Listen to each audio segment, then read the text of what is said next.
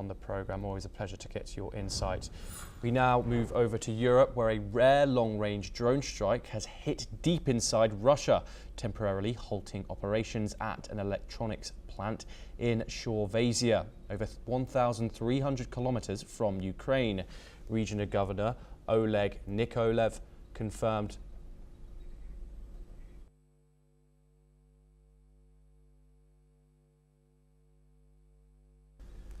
that 2 drones fell on the grounds of the Vir facility, prompting a temporary shutdown to ensure worker safety.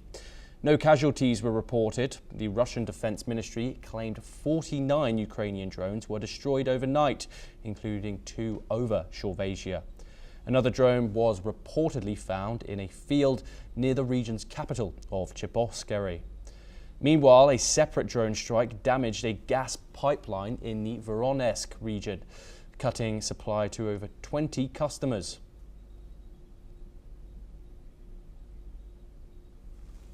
Now, in a related development, Russian President Vladimir Putin has approved a new long-term naval strategy aimed at restoring Russia's status as a global maritime power. According to the Kremlin aide Nikolai Patrushev, the plan, titled The Strategy for Development of the Russian Navy up to 2050, was signed off by Putin in late May. Patrushev, a close ally of Putin, said Russia's position as one of the world's greatest naval powers is gradually recovering. He stressed the importance of a long-term vision for a naval development, including emerging threats and evolving security challenges. Russia currently has the 3rd most powerful navy in the world, behind only the US and China, but has suffered notable losses in the war with Ukraine. No specific details of the new strategy were released, but it comes as a massive increase in defence spending, now here nearing Cold War era levels. We now move to the Middle East, where Israeli forces have intercepted a Gaza-bound aid boat carrying activists carrying a small amount of aid, including climate campaigner Greta Thunberg. The British-flagged vessel, named Madeleine, was stopped overnight in international waters while attempting to break Israel's long-standing naval blockade of Gaza. Officials confirmed they have taken control of the boat.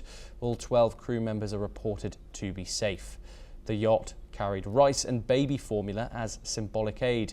Israel called the voyage a propaganda show in support of Hamas and promised to deliver the remaining aid through official channels.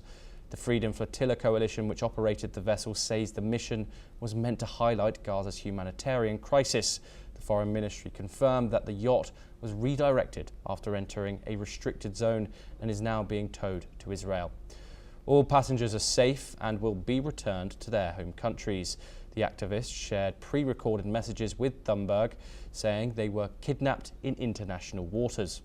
Israel say the small amount of aid aboard will be sent to Gaza through established channels. The mission was meant to highlight the humanitarian crisis in Gaza, where the UN warns of famine and disease amid the ongoing conflict.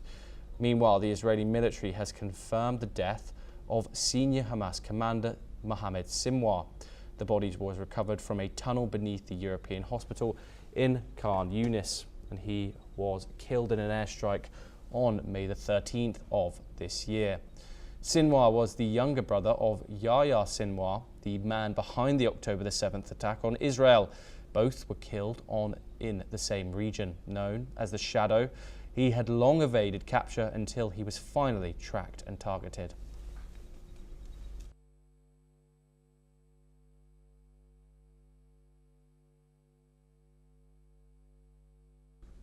We move on now. Top American and Chinese officials are set to meet in London today for high-stakes trade talks, preserving a fragile truce between the 2 world's largest economies.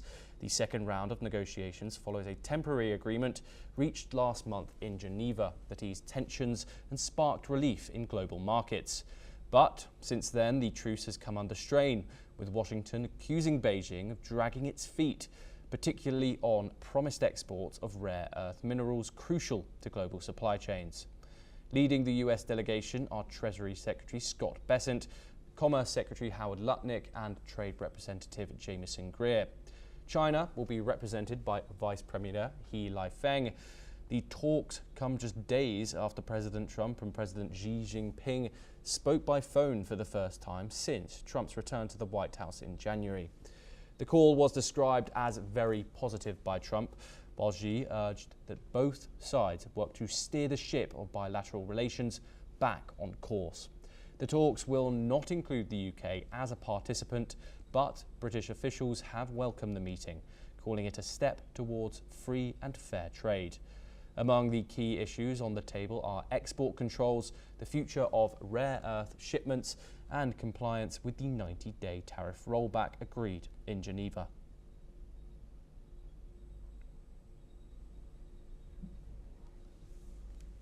We stay in the world of US diplomacy for our next story, where tensions are rising as Iran rejects the latest US proposal in stalled nuclear talks.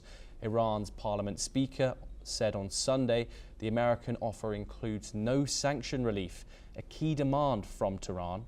Mohammed Baghdad Ghalibaf accused the US of dishonesty and publishing a one-sided deal. He warned that Iran would not accept a proposal without meaningful concessions. At the same time, Tehran issued a sharp warning to the International Atomic Energy Agency. Iran says it will reduce cooperation with the UN nuclear watchdog if an anti-Iran resolution is passed at the agency's board meeting on Monday. The Atomic Energy Organization of Iran called current cooperation, quote, broad and friendly, but warned that could quickly change. Iran's foreign minister and top nuclear negotiator says Tehran will not seek permission from any country to enrich uranium. Talks remain deadlocked as both sides hold firm. The IAEA has cited a lack of cooperation from Iran in its latest report. Now let's move over to South America, where a potential contender for Colombia's 2026 presidential race, Senator Miguel Uribe, remains in intensive care after surviving an initial surgery following a shocking assassination attempt in the capital of Bogota. The 39-year-old opposition lawmaker from the right-wing Democratic Center Party was shot in the head and the leg during a campaign event in a public park on Saturday. According to the hospital treating him, Uribe's condition is still critical, but his wife confirmed he made it through the first operation, calling it his first battle. Let's take a listen to what Uribe's wife had to say. Luchando fuertemente por su vida y les pido a cada uno de ustedes que sigamos en oración fuerte, que no desfallezcamos y que estemos unidos en oración. Gracias. Police have arrested a suspect, an underage boy who was found carrying a Glock-type pistol. Authorities are investigating whether others may have been involved, while President Gustavo Petro has ordered a full probe into who might have orchestrated the attack. The attack has sent shockwaves through Colombia, people who took to the streets in Bogota to reject the attack on Uribe. We move on once again. An explosion at a US military base in Japan has left 4 people injured. The blast occurred today at Kadana Air Base in Okinawa, inside an ammunition depot by Japan's self-defense forces. Local media reports say the incident happened while SDF personnel were preparing for a bomb disposal operation. 4 members of the self-defense forces were taken to hospital with minor injuries, including burns to their fingers. None of them are in critical condition. There has been no evacuation order for nearby residents, and police are now investigating the blast.